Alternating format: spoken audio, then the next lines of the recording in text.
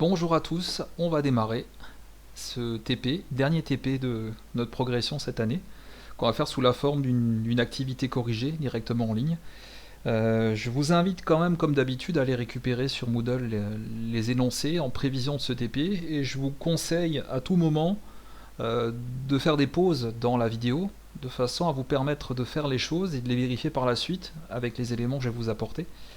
Euh, Faites les choses proprement quand même, hein. Ce sont nos dernières séances, donc ne les négligez pas. Sachant que, comme je vous l'ai expliqué dans la vidéo précédente, hein, le dernier cours, tous ces éléments qu'on voit en fin d'année vont être pris l'année prochaine parce qu'on va approfondir le sujet, notamment sur ces analyses spectrales qu'on va voir aujourd'hui. L'idée, c'est de remettre en pratique dans un premier temps la relation de Planck qu'on a vue dans le dernier chapitre, et de voir aussi un petit peu dans des applications concrètes de cette relation de Planck et ce qu'elle permet de notamment de prévoir. Alors, je vous laisse prendre connaissance de ces documents. Je vous laisse lire l'énoncé de la séquence du jour. Et dès que vous êtes prêts, vous redémarrez la vidéo, vous relancez la vidéo ici, en tout cas vous la poursuivez. Et je réponds donc directement aux différentes questions qui sont posées. Voilà, donc on commence par la question numéro 2. Cette question vous demande d'utiliser le document A pour mesurer à l'aide du réticule les longueurs d'onde dans le vide des raies qui forment le spectre d'émission du mercure. Alors je vais vous montrer simplement déjà comment on obtient ce type de spectre d'émission, sachant que au labo je pourrais vous le faire évidemment sous la forme d'une manip de cours, hein, ça poserait aucun souci, mais dans la pratique on peut aussi utiliser un simulateur quand on n'a pas à disposition d'autres outils. Donc ce simulateur, je vous l'ai mis en lien dans un des documents. Il vous montre un petit peu comment on obtient des spectres d'émission et d'absorption. Et ce qui est génial, c'est que vous allez pouvoir en fait choisir vous-même la composition des tubes de gaz qui vont être utilisés. Alors on va commencer par les spectres d'émission. Donc les spectres d'émission s'obtiennent par le premier montage qui vous est présenté, hein. Donc c'est un montage qui, si on regarde de près, est fait donc d'un générateur qui alimente une lampe. Donc c'est une lampe à décharge, hein. Donc ce sont des lampes similaires à celles qui permettent de faire l'éclairage, notamment dans les salles de classe, hein. C'est ce qu'on appelle communément entre guillemets des néons, qui en fait ne sont pas du tout des tubes au néon, mais ce sont des tubes qui contiennent des variétés très différentes de gaz selon la nature du tube, hein. Généralement c'est des vapeurs de mercure, on va le voir ici, voire du krypton, voire un mélange de tout ça, selon les modèles. Donc là simplement une telle lampe, on le voit, on l'a fait fonctionner. Une décharge électrique traverse le gaz, et lorsque cette décharge électrique traverse le gaz, elle émet de la lumière. Et cette lumière, évidemment, dépend des atomes qui forment le gaz qui est présent dans le tube que vous avez utilisé. Ensuite, on va simplement conserver une petite partie de cette lumière en utilisant une fente, qui sert en fait un petit peu ici de diaphragme. Et puis vous avez par la suite une lentille qui va vous permettre de concentrer la lumière sur un réseau dont le but est ensuite de faire la dispersion de cette lumière. Autrement dit, sur l'écran, vous allez voir apparaître, hein, ce que nous verrons ici dans notre application, vous allez voir apparaître en temps réel les radiations qui ont été identifiées, hein. Donc là, je vais prendre comme exemple le mercure, justement, qui sert ici dans notre exemple.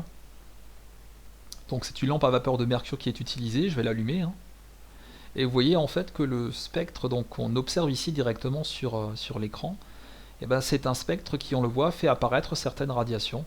Ici vous avez un réticule qui vous permet, vous le voyez, en vous plaçant à hauteur des radiations, de mesurer avec précision leur longueur d'onde, hein. Donc là c'est une première façon de procéder. Quand vous avez un outil numérique, c'est super facile parce qu'il fait tout à votre place en quelque sorte, hein. Donc ça marche très bien. Vous pouvez aussi jouer sur l'intensité des raies, parce que dans la pratique, des raies, il y en a un certain nombre. Mais quand on utilise une lampe avec une faible luminosité, comme c'est le cas de celle qu'on a au labo, généralement le spectre se résume à celui-ci. Donc une radiation violette ici, une radiation bleue très lumineuse, une verte intermédiaire ici, c'est plutôt un cyan en réalité, hein, qui est peu lumineuse, qu'on voit pas toujours, hein, ça dépend des conditions d'éclairement.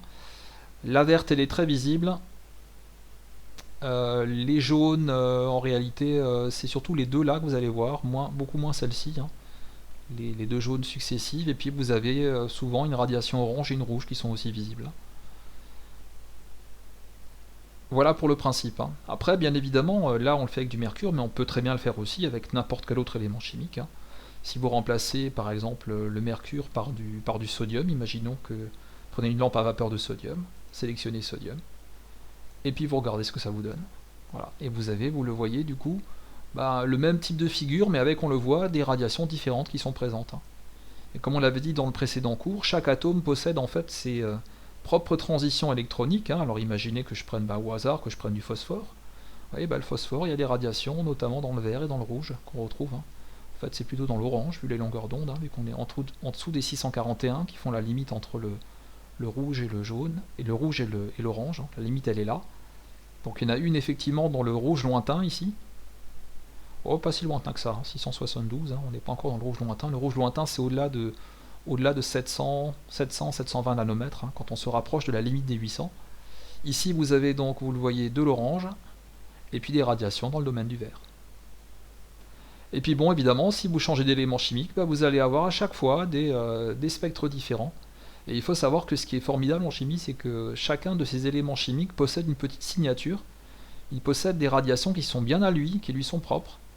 Et quand vous arrivez en fait à mesurer des énergies correspondant à ces radiations, vous savez aussi identifier le type d'atome qui en a été à l'origine.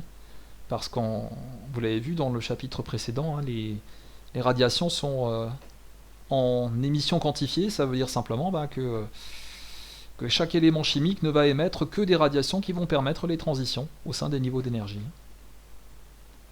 Je reviens à mon mercure. Et ensuite, on va s'intéresser maintenant de plus près donc, aux questions qui sont posées. Alors, dans un premier temps, on va utiliser... Alors, je vais changer de page. Je vais utiliser le document spectre ODG, hein, que je vous ai mis en fait dans les ressources Moodle à disposition. Donc ce spectre, vous le voyez, vous présente un spectre d'une lampe à vapeur de mercure avec, on le voit, absence décoloration. C'est-à-dire que vous avez, comme c'est souvent fait dans certains documents, hein, les spectroscopes notamment utilisés en astronomie ne vous donnent pas de couleur, pour la simple et bonne raison que la couleur est très peu intéressante, hein, notamment en astronomie et dans l'étude générale des spectres. C'est beaucoup plus la longueur d'onde qui va nous intéresser, mais à notre niveau, on peut très bien rattacher chacune des longueurs d'onde des radiations qu'on observe ici. Hein. Vous voyez qu'il y en a 1, 2, 3, 4, 5, 6, 7. On peut rattacher à chacune de ces radiations une couleur en fonction de la longueur d'onde dans le vide qu'on va trouver. Et pour ça, vous voyez qu'on a à disposition un réticule. Donc ce réticule, vous voyez qu'on peut le déplacer librement et le mettre notamment à l'origine ici du spectre. Hein. Je vais faire un petit zoom, hein, et vraiment me mettre à l'origine. Voilà. Donc ça veut dire simplement que je vais faire les mesures à partir de la graduation 400 nanomètres.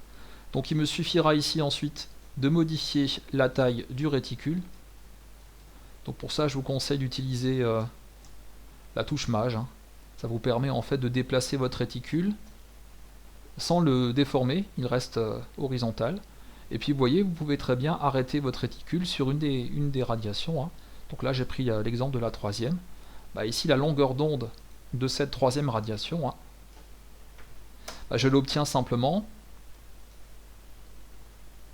Je vais vous intégrer un lambda, on va faire les choses comme ça. En faisant l'origine de votre réticule, hein, 400, et vous rajoutez du coup la valeur en nanomètres qui correspond au décalage entre l'origine et la position réelle de votre radiation. Donc ici on va conserver une précision à 3 chiffres, hein, 148, suffira largement. Et donc on voit qu'on est à 548 nanomètres. Ensuite, vous allez vous servir du document D qui rattache à tout domaine de longueur d'onde une couleur. Donc là, celle qui va nous concerner,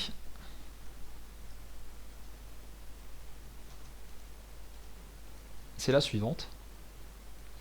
Alors, où es-tu passé? Il est là. Je vais vous le remettre en face. Voilà. Donc, vous voyez qu'on est au niveau des longueurs d'onde dans l'intervalle 491 575 nanomètres, hein, c'est ce que vous donnait le document D. Et donc ça veut simplement dire que cette radiation que vous avez là, en réalité, elle est verte. Hein. Quand on l'observe dans le vide, on obtient une coloration verte. Donc là, il suffit simplement de changer la couleur. Vous choisissez un joli vert et vous avez la réponse. Hein. On va le faire encore pour une autre radiation et puis je vous laisserai le faire pour toutes les autres, hein, sachant que le principe est toujours le même. On va prendre, allez, on va prendre celle-ci. Donc ça c'est pour la radiation verte, hein, donc je vais me mettre de côté et je vais simplement donc reprendre toutes ces infos et puis je vais les adapter à la nouvelle situation. Donc là je suis à une longueur d'onde qui est de 400 plus 216. Autrement dit je suis à 616 nanomètres. Donc là on voit qu'on n'est plus dans le vert. Mais si vous regardez dans le document D, vous allez vous rendre compte que cette longueur d'onde de 616 nanomètres dans le vide, ça correspond en réalité à de l'orange. Hein. On est entre 585 et 641 nanomètres qui sont les zones officielles de l'orange. Et donc voilà, cette radiation, je peux la colorer de la même manière. Hein. Je vais la mettre en orange. Voilà. Vous allez faire la même chose pour les autres du coup. Hein. Comme ça, vous aurez à la fois les longueurs d'onde de chacune de ces radiations et vous aurez aussi du coup les couleurs correspondantes. Après, rien ne vous empêche pour vérifier vos résultats, soit de prendre mon corrigé, soit d'aller faire un petit tour sur le simulateur de spectre dont je vous parlais tout à l'heure, hein, de sélectionner dans ce simulateur le mercure.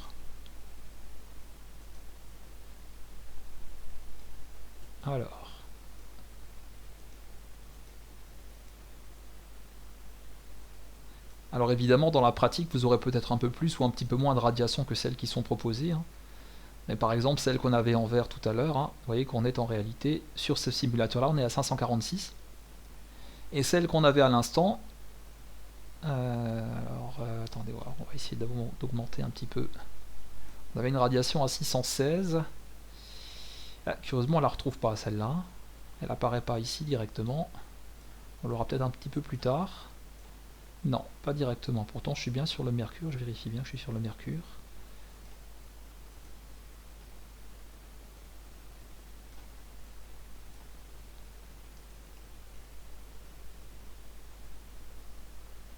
Ouais, donc ça, c'est l'arrêt qui est faite des radiations qui sont dans le jaune. Hein. Vous verrez que vous en avez deux dans le jaune. Et c'est vrai que celles qui sont après, on les voit un petit peu moins bien sur ce simulateur. Alors que sur le document que je vous ai donné, elles apparaissaient. Hein. Voilà. Donc la verte, on l'avait, celle-là. Hein. Et puis les autres, effectivement, au-delà des deux raies jaunes, elles sont plus difficiles à voir et puis plus difficiles à quantifier aussi. Hein. A priori, c'est pas celle-ci, hein, 616, on devrait en avoir une par là, mais qui n'est pour l'instant pas visible. Hein.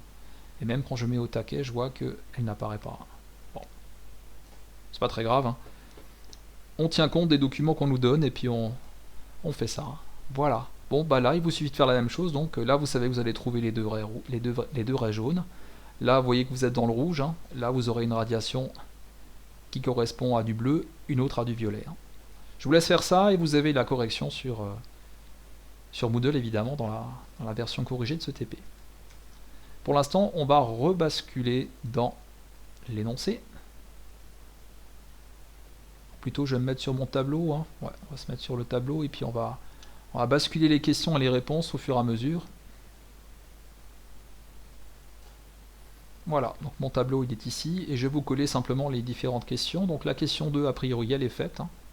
Il vous suffira simplement de la terminer, de la finaliser. On passe ensuite à la question 3, elle a été faite. Hein. C'est mettre en couleur les raies du spectre. Hein. On peut faire les questions 3 et 4 en même temps. Enfin 2 et 3 pardon en même temps. On passe à la 4 ensuite, qui vous demande de tracer le diagramme des niveaux d'énergie de l'atome de mercure en utilisant une échelle que vous préciserez. Alors pour ça, on va se baser sur les informations que je vais recoller ici, hein, qui sont tirées du document B, qui vous donne en fait les principaux niveaux d'énergie du mercure. Alors, il faut savoir que dans la pratique, vous l'avez vu, hein, des niveaux d'énergie, il y en a beaucoup. Là déjà 10, j'en ai beaucoup. J'en ai enlevé quelques-uns par rapport à la quantité qui avait été donnée au départ dans l'activité test de départ, dans laquelle il y en avait une quinzaine. J'en ai enlevé quelques-unes. J'ai conservé que celles qui étaient en relation avec les radiations que vous avez au-dessus sur le spectre visible. Et vous voyez qu'en fait vous avez dans notre niveau un total de 11 niveaux d'énergie entre lesquels les électrons vont pouvoir se déplacer, transiter, suite à une excitation ou une désexcitation. Rappelez-vous, excitation, ils vont monter de niveau, désexcitation, ils vont baisser de niveau. Et là, on vous demande simplement de faire un schéma à l'échelle. Alors, le plus simple, c'est, vous voyez ici que vous avez des niveaux d'énergie qui sont représentés par une convention négative. Le plus simple, c'est, comme tout est négatif, vous allez fixer un axe avec une origine. Prenez un axe descendant. Vous définissez le 0 à cet endroit. C'est la façon la plus simple de faire. Après, dans la pratique, on va se prendre un petit peu d'espace pour faire les choses.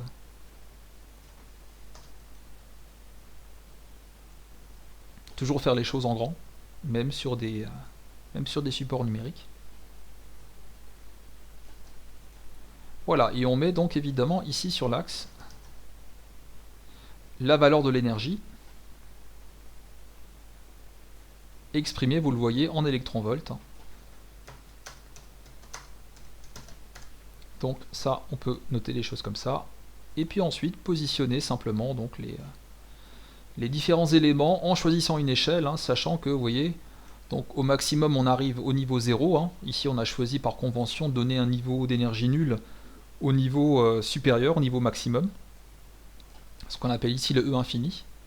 Et le E1 du coup a, on le voit, une énergie qui est de 10,5 électronvolts plus faible que celle de E infini. Rappelez-vous que ce qui va nous concerner ici, nous intéresser, ce sont les différences d'énergie entre les niveaux. Autrement dit, la convention du 0, vous la prenez où vous voulez. Ici, on a choisi de la prendre au niveau de ce qu'on appelle en fait le niveau d'ionisation. Et après, simplement, on choisit une échelle et puis on trace. Les différents niveaux, il faut en mettre un total, vous le voyez, de 10 plus celui qui est déjà tracé, qui est le niveau E infini.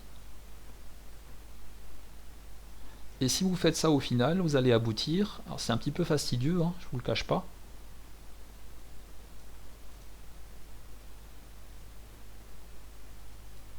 Et vous aboutissez à un résultat qui est similaire à celui que je vous donne ici.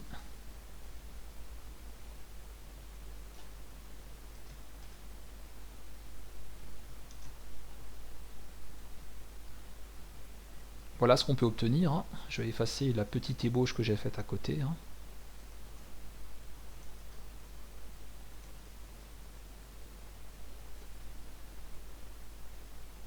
Donc voilà les différents niveaux. Avec une échelle utilisée, je vais la réactualiser cette échelle, elle est de 5 électronvolts pour la distance qui est matérialisée ici par le réticule.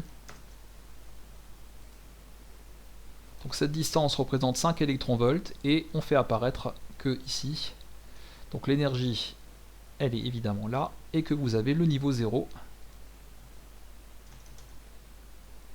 Donc la valeur d'énergie nulle, qui correspond au niveau infini en réalité, donc le niveau d'énergie c'est le niveau infini, mais la valeur de l'énergie correspondante c'est 0. Voilà, donc là vous avez en E1 vous avez l'état fondamental. Donc au départ, lorsque l'atome il est complètement désexcité, ce qui est le cas d'un atome qui est laissé au repos pendant quelques temps, les électrons sont désexcités et ils vont pouvoir, si vous soumettez cet atome à des rayonnements lumineux notamment, les électrons vont pouvoir utiliser l'énergie de ces rayonnements pour sauter vers les niveaux supérieurs. E2, E3, E4, jusqu'au niveau E infini que vous avez ici. Ce niveau E infini, c'est ce qu'on appelle en fait le niveau d'ionisation. Ça veut dire que les électrons qui sont capables de sauter dans ce niveau E infini, donc à 0 électronvolts, dans ce niveau infini, les électrons ont acquis suffisamment d'énergie pour devenir libres. Ils quittent en fait l'entourage de l'atome, ils ne sont plus dans le cortège électronique, et vous avez ce qu'on appelle une ionisation. Ionisation, ça veut dire en fait que l'atome va devenir un ion, dans le sens où il perd ici un électron, celui qui aura réussi à faire la transition depuis E1 ou depuis un autre niveau vers le niveau E infini. Et on voit que pour un électron dans l'état d'énergie le plus bas, il faut ici une énergie de 10,5 électronvolts pour qu'il fasse le saut directement vers l'état ionisé. Donc c'est aussi comme ça qu'on sait comment en fait transformer, on le voit, des atomes de mercure en ion mercure, Hg+, grâce à un rayonnement. Il suffit d'apporter en fait à ces atomes de mercure une énergie sous forme lumineuse égale à 10,5 électronvolts pour qu'automatiquement les électrons qui sont sur le niveau E1 puissent l'utiliser pour sauter vers le niveau E infini et pour du coup quitter l'entourage de l'atome et provoquer ce qu'on appelle donc l'ionisation de l'atome de mercure. Donc c'est une façon en fait de transformer l'atome en ion, en utilisant simplement de la lumière. Voilà ce qu'on obtient. Donc ça aussi, il faut se prendre le temps de faire ça proprement, soit sur feuille de papier, ça peut aller assez vite, soit comme je l'ai fait ici avec un outil numérique. Bien. Alors je vais effacer tout ça et puis on va continuer. Je vais quand même garder, je pense, le spectre qu'on a ici, qui va de toute façon nous servir pour toutes les questions qui suivront. Et je vous colle du coup la question suivante.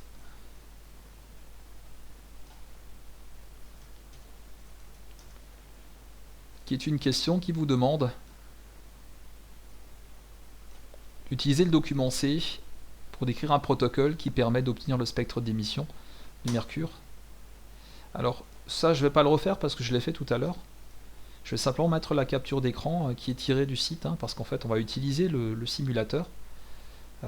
Le simulateur nous montre exactement en fait comment positionner les éléments. Donc en salle de travaux pratiques, on vous aurait fait positionner les éléments et on vous aurait fait faire la manipulation. Mais on l'a vu tout à l'heure, le simulateur en réalité, si on fait une capture d'écran de ce simulateur, je vous colle ça simplement en dessous, il nous montre un petit peu comment positionner les éléments. Donc on le voit, il faut un générateur, il faut un tube qui contient le gaz à analyser,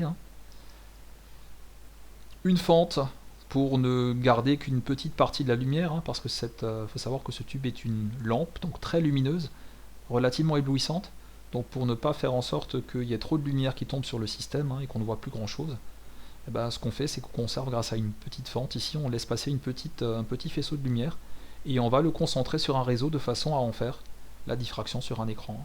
Donc ça peut se résumer de la façon suivante, en disant simplement que les éléments dont on a besoin, c'est un générateur.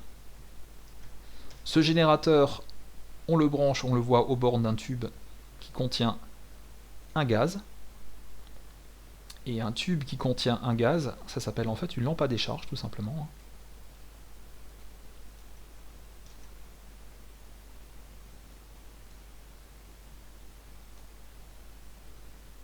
Alors, on va quand même faire un petit retour à la ligne là, parce que c'est très peu visible tout ça.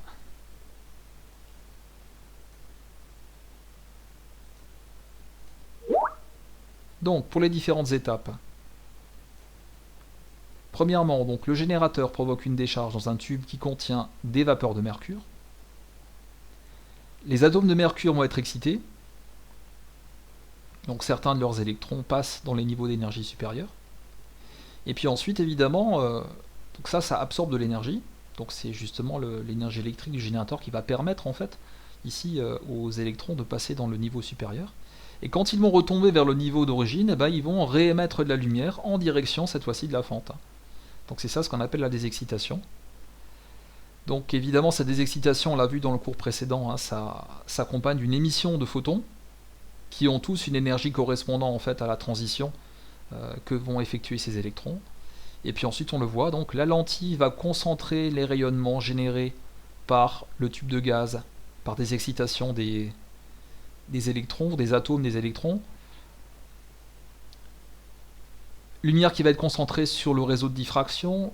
Son but à ce réseau de diffraction, c'est simplement de décomposer la lumière, de la disperser, de faire en sorte qu'on ait un spectre et que sur l'écran, on voit apparaître à des positions différentes ce qu'on a au-dessus ici. Le spectre que vous allez observer, c'est ça, on l'a vu tout à l'heure sur le simulateur. On voit sur l'écran donc les positions des différentes radiations qui ont été émises suite à la désexcitation. Et on voit donc que ces radiations sont différentes, et comme elles ont à chaque fois des énergies différentes et des fréquences différentes aussi, elles vont être dispersées sur l'écran tout simplement. Et donc, on obtient au final sur l'écran le spectre à observer. Ça c'est pour le principe. Hein. Donc ça, pour un vrai TP, on vous l'aurait fait faire. Hein. Et là, on a juste à disposition ces informations pour répondre à la question. Là aussi, vous aurez évidemment, sur la correction complète, je vous remettrai l'intégralité des éléments. On avance simplement dans les questions. Question numéro 6, on vous demande de déterminer l'énergie minimale qui va être nécessaire pour ioniser l'atome de mercure. Et on vous demande de préciser à quelle longueur d'onde correspond cette énergie. Et de retrouver ensuite la radiation qui correspond à cette transition dans le spectre du mercure. A priori, c'en est une de celles que vous avez ici dans le document qui est donné au départ. Bien, alors, si je reprends le document que vous avez fait normalement à la question 4, donc la représentation à l'échelle des différents niveaux d'énergie,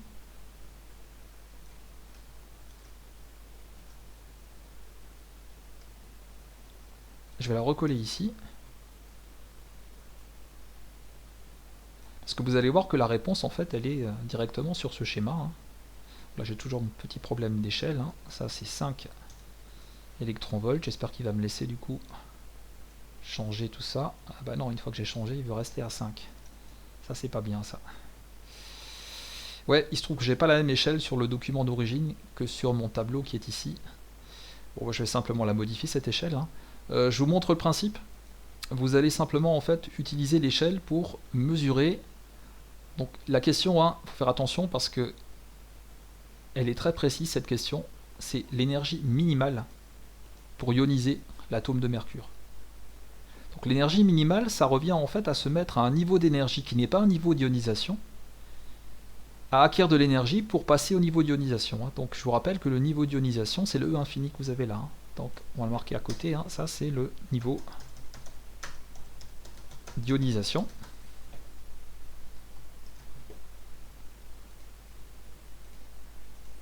Autrement dit, c'est à ce niveau-là que doivent se retrouver les électrons pour pouvoir quitter l'entourage de l'atome, devenir des électrons libres.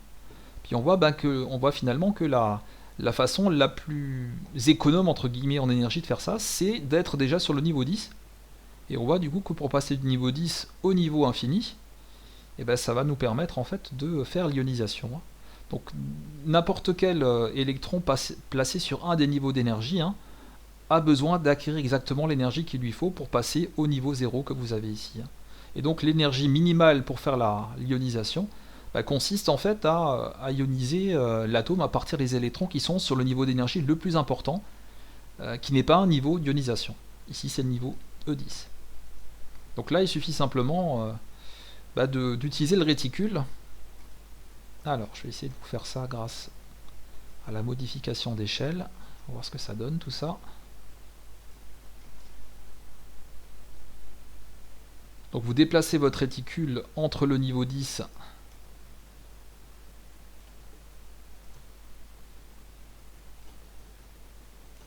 et le niveau infini, et ça va vous donner la chose suivante. Donc il y a différentes façons de retrouver ici la valeur de l'énergie qui sépare le niveau 10 du niveau infini. Il y a la méthode graphique par le réticule.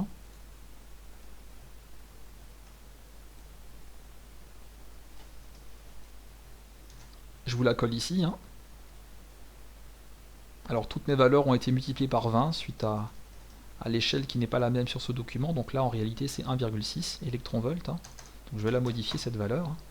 Et quand vous allez vous servir du réticule, vous verrez que sur le document que je vous remettrai, vous aurez une version avec une échelle.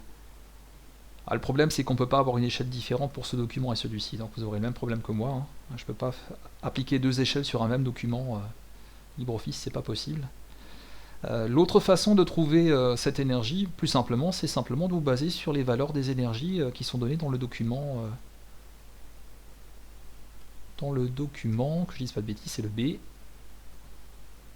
Voilà, je vais vous coller ça à côté et vous allez voir que là aussi, on peut par un simple petit calcul se rendre compte que pour passer du niveau 10 au niveau infini, donc pour faire ici une transition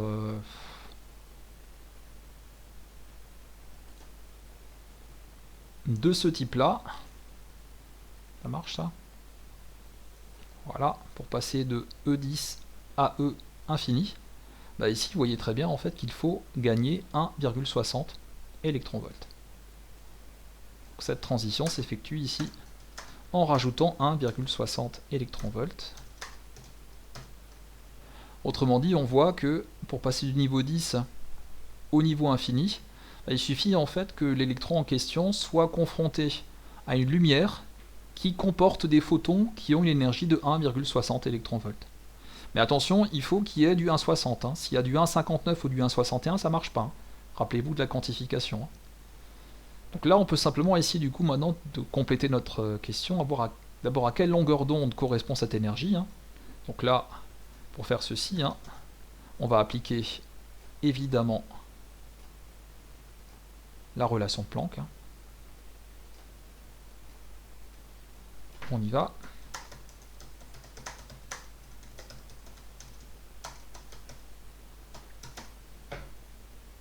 Telle qu'elle avait été utilisée dans le cours.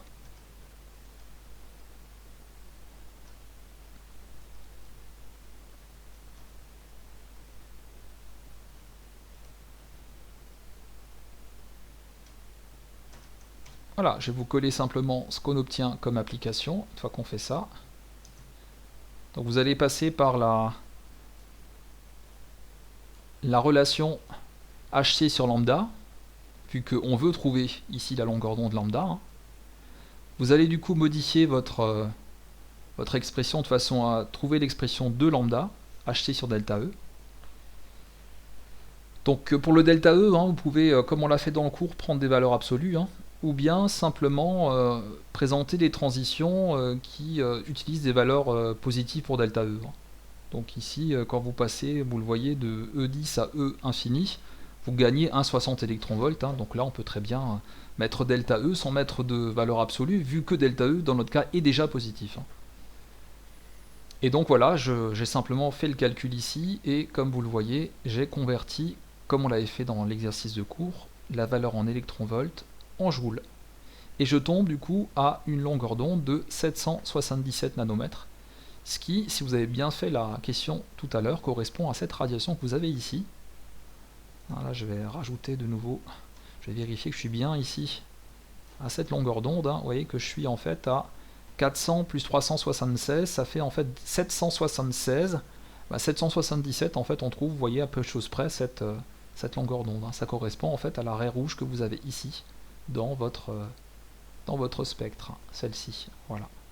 Donc en réalité, lorsque vous voyez sur l'écran apparaître cette radiation rouge, ça veut dire en fait que c'est un électron qui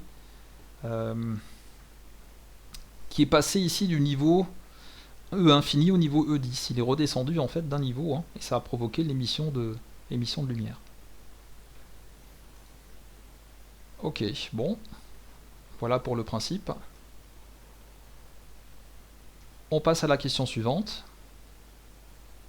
sachant que les questions qui restent sont toutes un petit peu du même acabit.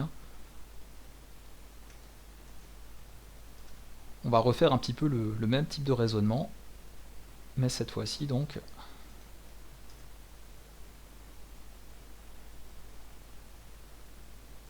avec d'autres transitions. Ici on vous parle du passage du niveau 4 au niveau 8. Donc comme tout à l'heure, même principe, soit je me base sur le schéma que vous avez fait, soit je me base directement sur les valeurs. Donc comme moi j'ai un petit problème d'échelle, je vais me baser directement sur les valeurs, et je vais indiquer du coup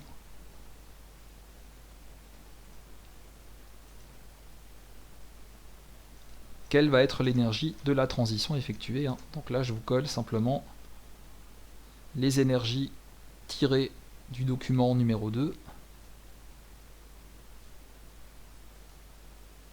Donc on passe du niveau 4 au niveau 8. Représentons les choses comme ça. Donc l'électron passe d'un niveau inférieur à un niveau supérieur, niveau de plus haute énergie. Le delta E, vous l'obtenez en faisant simplement la différence des deux énergies, donc là c'est à peu près dans les un peu plus de 3 volts, 3 électronvolts. On sera amené à utiliser cette valeur par la suite. Et là en l'occurrence, vous le voyez, c'est une excitation d'un électron. Ça veut dire en fait que dans cette situation, pour passer de E4 à E8, un électron va en fait utiliser une radiation présente dans la lumière à laquelle il va être soumis. Donc là en l'occurrence, le principe serait en fait d'éclairer du mercure avec de la lumière et de voir quelles sont les radiations que ce mercure peut absorber. Là en l'occurrence, on va pouvoir retrouver à quel type de radiation il s'agit en faisant le même type de calcul que tout à l'heure. Donc dans un premier temps, je vais déterminer le delta E grâce aux valeurs qui me sont données. Donc on va effacer tout ça. Voilà l'expression du delta E. Donc on obtient une différence de niveau d'énergie de 3,08 électronvolts. Et puis ensuite, comme tout à l'heure, j'applique la relation de Planck. Et je vais donc simplement ici déterminer la longueur d'onde de la transition correspondante.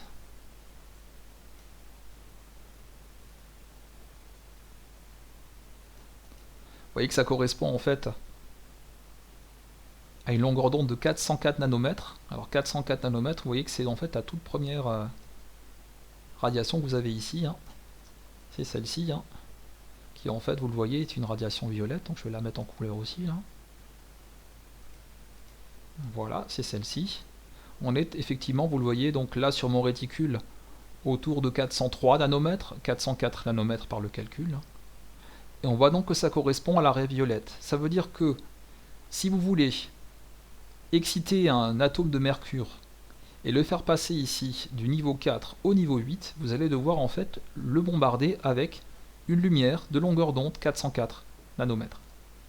Et une fois qu'il est excité, donc vous arrêtez de le bombarder avec de la lumière, il va naturellement reprendre son état initial et il va réémettre cette même longueur d'onde à 404 nanomètres. Il va émettre une lumière violette.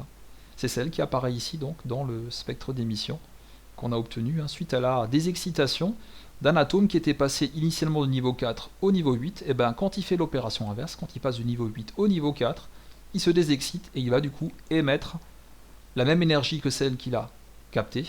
Et donc il va émettre le même photon qui lui a permis en fait de passer précédemment du niveau 4 au niveau 8.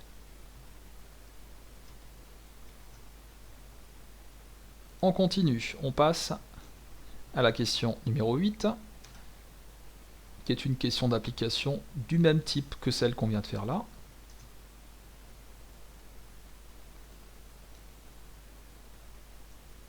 Sauf que là, on pose la question dans l'autre sens cette fois-ci.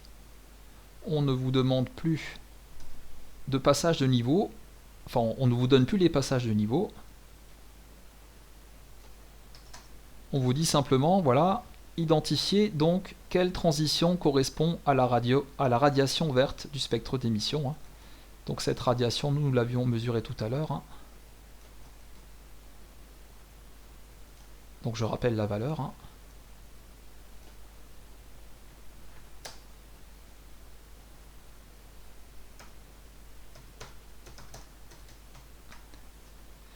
Alors, radiation verte. Enfin, c'est une raie verte au départ, mais ça correspond à une radiation qui crée une couleur verte. Donc je vais mettre ça entre guillemets, radiation verte, comme ça. On vient de voir donc lambda égale 548 nanomètres.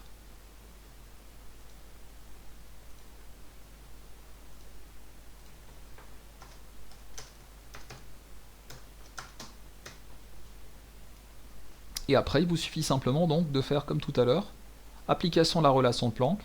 Alors cette fois-ci, pour déterminer non plus la longueur d'onde, vu qu'on la connaît, mais pour trouver cette fois-ci l'énergie correspondante.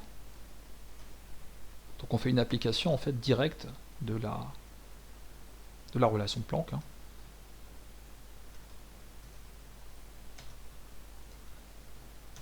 Et si vous faites ça, Ça aboutit donc au calcul suivant. Alors là aussi, un calcul comme ça, il faut absolument le faire. Il ne faut surtout pas vous contenter de regarder ce que j'ai fait moi. Vous avez ici la réponse, vous allez pouvoir vérifier si ce que vous allez trouver est exact. Hein. Mais faites-les ces calculs, posez-les sur le papier, utilisez votre calculatrice, utilisez la calculatrice Windows comme vous voulez. Hein. Mais faites ces calculs. Parce que le jour où on vous demandera de les faire, vous ne saurez pas les faire si vous n'avez pas fait ce genre de choses avant. Parce que vous allez voir, vous risquez de tomber sur quelques petits soucis au niveau de la façon de placer les parenthèses, de la façon de d'écrire les puissances de 10, bref, tous ces problèmes classiques qu'on rencontre encore souvent chez des élèves de terminale, alors que normalement ça devrait être réglé depuis longtemps. Donc, je détaille la façon de procéder. Je calcule delta E donc en appliquant directement la relation de Planck, celle qui fait intervenir, on le voit ici, la longueur d'onde. Et je remplace simplement dans mon expression la longueur d'onde par celle que j'ai obtenue ici, par lecture au réticule. On voit que j'obtiens une énergie au final qui évidemment est exprimée au départ en joules, hein, mais comme sur les niveaux d'énergie tout est en électronvolts, on convertit en électronvolts. Hein. Rappelez-vous que je vous remets ici l'indication pour faire la conversion, normalement vous devez savoir le faire maintenant, hein, mais vous avez une très simple relation entre électronvolts et joules. Hein.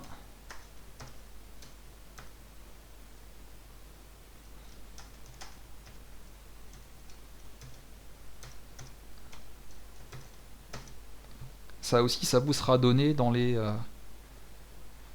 documents. Alors, à chaque fois que je dis ça à mes élèves, ça me refait penser à un sujet de bac qui a dû tomber il y a 3-4 ans de mémoire, où dans le sujet de bac, on n'a pas donné cette équivalence. On n'a pas donné dans le sujet de bac qu'un électronvolt, ça valait 1,60 fois 10 puissance moins 19 joules, alors que normalement on doit vous les donner. Mais parfois, vous savez, les concepteurs de sujets de bac, ils font parfois un petit peu comme ils veulent, et puis les gens qui contrôlent ne le voient pas forcément, ou n'ont pas forcément envie de le corriger. Hein. C'est souvent dans ce sens-là, parce que les sujets de bac sont quand même faits et refaits X fois par plein de personnes avant d'être validés. Et là, on a simplement estimé que les personnes qui ont travaillé ce chapitre, qui ont fait des conversions, qui ont fait les calculs plusieurs fois, qui les ont vraiment posés à la calculatrice, ces gens-là savent qu'un électronvolt, ça vaut 1,60 fois 10 moins 19 joules. Voilà.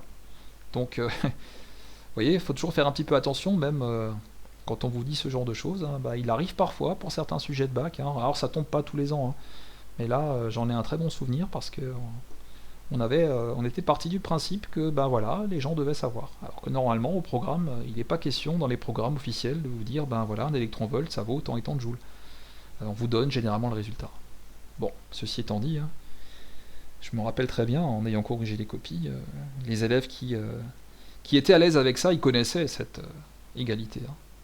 En revanche, les gens qui découvraient les sujets et les chapitres en même temps, parce que ça arrive encore assez régulièrement au bac, ces gens-là, évidemment, n'avaient aucune idée de ce que c'était qu'un électronvolt. Hein. C'est aussi une façon de faire le tri entre les gens qui ont un petit peu été attentifs à ce qui est fait en cours d'année, et puis ceux qui se forment sur internet au dernier moment.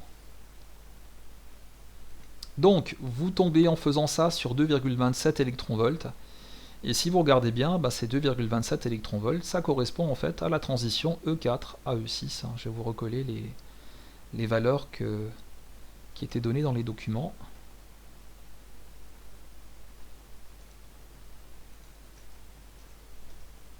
Si on prend les valeurs de ces niveaux d'énergie, hein, vous voyez en fait que pour passer de E4 à E6, justement on a besoin ici de ces 2,27 électronvolts.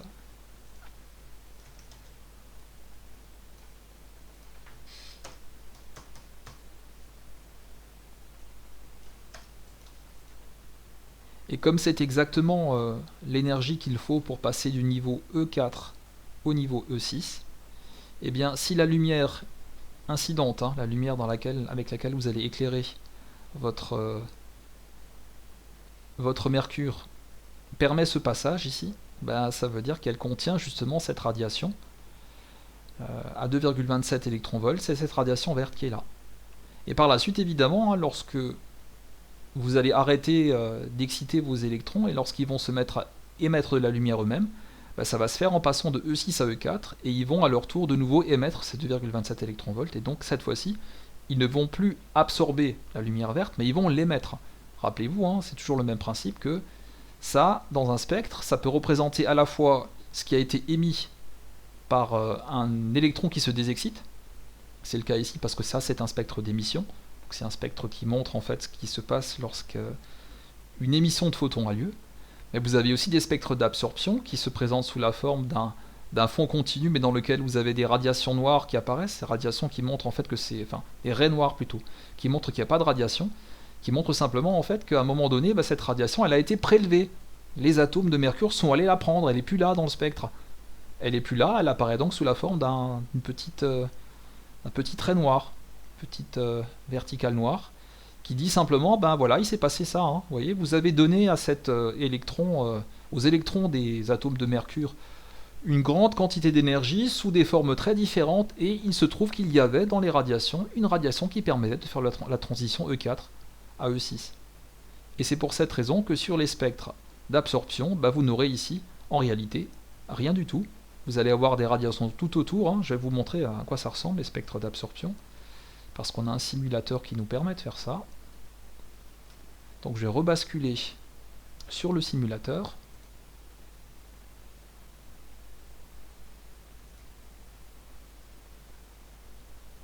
Voilà. Et je vais désactiver les spectres d'émission et je vais activer les spectres d'absorption. Je vais me placer à un niveau qui correspond au nôtre. Vous voyez, on retrouve ici dans le spectre ce que je disais tout à l'heure. Hein, vous voyez, à l'endroit où il y avait tout à l'heure en fait une radiation verte dans le spectre d'émission, c'est là où la radiation va manquer. Hein. Alors, si on regarde un petit peu ce qu'on a fait, hein, ici, au lieu d'éclairer directement, ou plutôt d'alimenter la lampe à décharge, j'ai simplement placé une lampe à incandescence devant. Cette lampe à incandescence, vous vous rappelez, hein, c'est une lampe de lumière blanche ou jaunâtre, mais qui contient généralement toutes les radiations du domaine du visible. Ça veut dire en fait que cette lampe est un spectre continu. Et il y a notamment, dans les radiations émises, il y a cette radiation verte qui va permettre à des électrons qui sont situés dans les atomes de ce gaz, dans le tube ici, qui va leur permettre en fait de passer du niveau, alors c'était E4 à E6, hein. Donc on passe du niveau E4 à E6, on les excite, on éteint la lampe, et au bout d'un certain temps, qu'est-ce qui va se passer? Ces électrons se désexciter en réémettant exactement la même radiation que celle qui avait été absorbée précédemment. Autrement dit, ils vont émettre ça. Tout ce qui a été absorbé dans cette phase ici, où les électrons passent dans un état excité, va être ici rendu au milieu extérieur sous la forme d'une énergie générée par des photons, autrement dit sous la forme de lumière. Et là, vous retrouvez du coup une inversion totale entre les spectres, hein, pour la simple et bonne raison que dans le premier cas, apparaissent en noir les radiations absorbées, et dans le deuxième au-dessus, apparaissent en couleur les radiations qui sont émises et qui correspondent à celles qui ont été absorbées. Voilà, j'en dis pas plus sur le sujet, le reste sera abordé l'année prochaine. Voilà, on va juste terminer tout ça par une dernière question.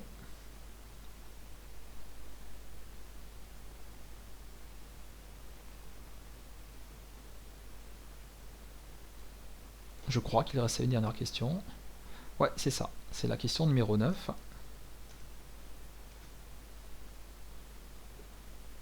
Je vous la colle et on la résout.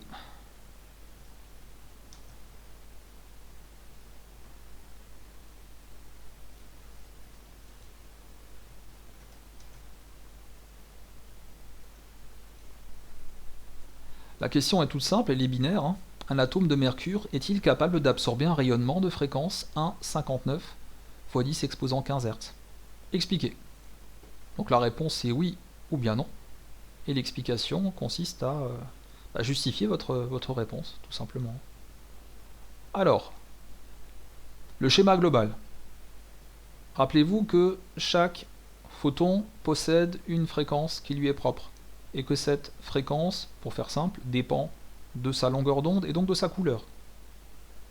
Rappelez-vous aussi que ces photons sont utilisés par le mercure pour exciter, faire passer plutôt les électrons d'un niveau d'énergie à un niveau supérieur. Mais, rappelez-vous, tout ça est quantifié. Ça veut dire en fait que il faut vérifier simplement si l'énergie du photon dont on parle ici, dont la fréquence est 1,59 fois 10 exposant 15 Hz, si cette énergie correspond à une transition possible entre les niveaux d'énergie. Donc qu'est-ce qu'on va faire? On va encore une fois appliquer la relation de Planck, mais cette fois-ci, on va se contenter ici uniquement de la relation avec la fréquence, vu que cette fréquence m'est donnée. Et donc ça me donne la chose suivante.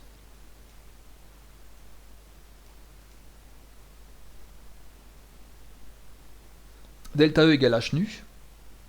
Et donc, on le voit, je fais le calcul directement. Je remplace h par sa valeur, constante de Planck. Je remplace nu par la fréquence. Rappelez-vous que nu, c'est, on peut la noter aussi f. C'est la fréquence dont il est question ici dans la question. Et vous voyez que j'ai immédiatement en fait converti l'énergie en électronvolts en divisant par le 1,6 fois 10 puissance moins 19. Ça me permet immédiatement d'avoir une valeur en électronvolts sans passer par une valeur intermédiaire en joules. J'ai fait tout ça en une seule opération. Et donc j'obtiens ici une valeur, on le voit, de 6,6 électronvolts. Bon, alors maintenant la question c'est de savoir est-ce qu'à un moment donné, un atome de mercure est capable d'absorber une énergie de 6,6 électronvolts.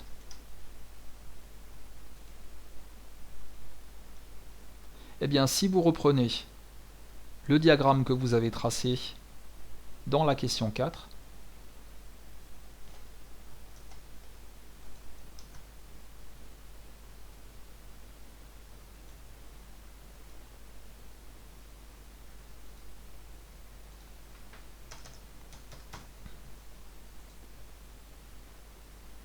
alors je vais vous remettre à côté certaines valeurs des énergies. Donc là, pour le E1, on était à moins 10,5 électronvolts.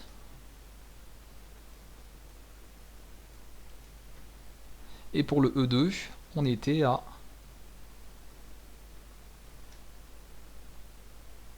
moins 5,78. Vous allez voir que ça va être suffisant en fait pour qu'on puisse répondre.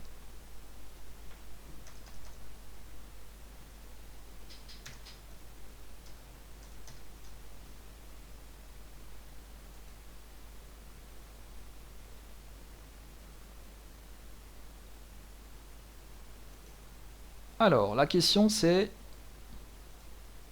vous le voyez, il est impossible ici d'être situé ailleurs que sur le niveau E1 pour capturer une énergie de 6,6 électronvolts. Pourquoi? Parce que le niveau 2, qui est le niveau juste au-dessus, il est déjà à moins 5,78, donc si je lui rajoute 6,6, vous voyez que je passe au-delà du niveau infini.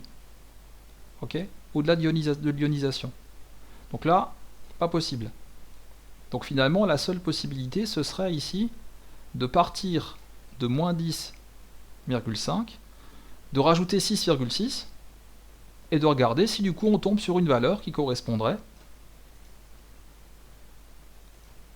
à une des longueurs d'onde que vous avez.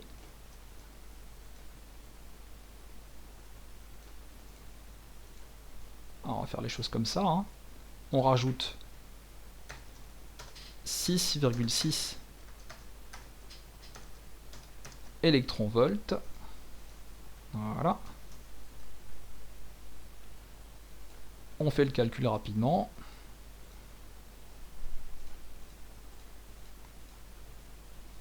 Et on tomberait du coup sur du 3,9 électronvolts.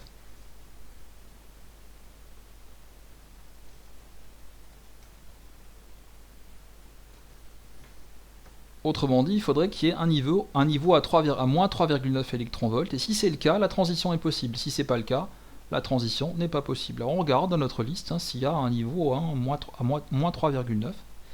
Et si on regarde bien, il n'y en a pas. Il y a un E5 à moins 3,74 et puis un E6 à moins 2,71. Donc on voit qu'il n'y a pas de transition possible depuis E1 jusqu'à moins 3,9. Et donc on précise simplement ici que cette énergie ne pourra pas être utilisée pour absorber ici ce rayonnement.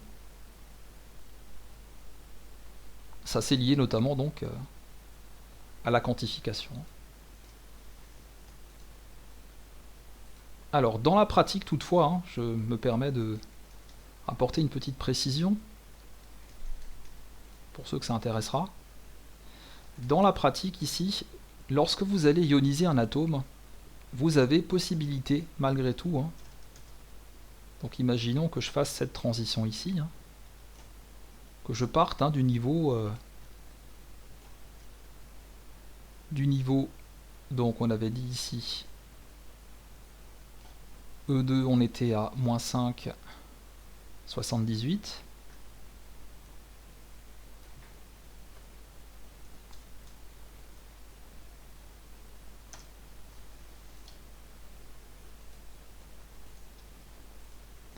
Et on voit que là, quand on apporte 6,6, on apporte une énergie qui est supérieure à celle qu'il faudrait pour ioniser l'atome en question. Ça, dans la pratique, c'est possible.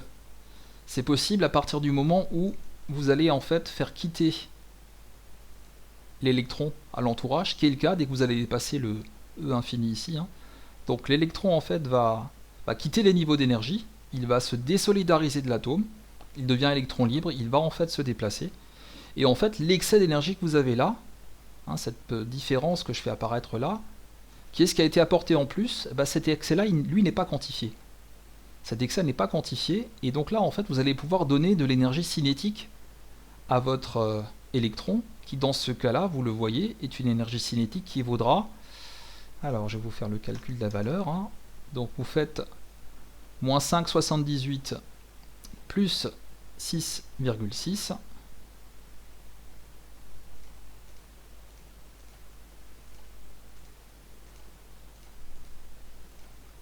et ça vous donne donc une énergie de 0,82 électronvolts. Et comme là on n'est plus cette fois-ci dans des transitions électroniques qui sont quantifiées, cette énergie-là, elle peut prendre n'importe quelle valeur et elle va se transformer en fait sous la forme d'énergie cinétique qui va permettre en fait à ces électrons de quitter l'entourage avec une certaine vitesse. Rappelez-vous que l'énergie cinétique est liée à la masse et à la vitesse du système concerné. Là c'est un électron, l'électron possède une masse qui est fixe, et on le voit, sa vitesse sera plus ou moins importante selon la quantité qui dépassera le niveau seuil.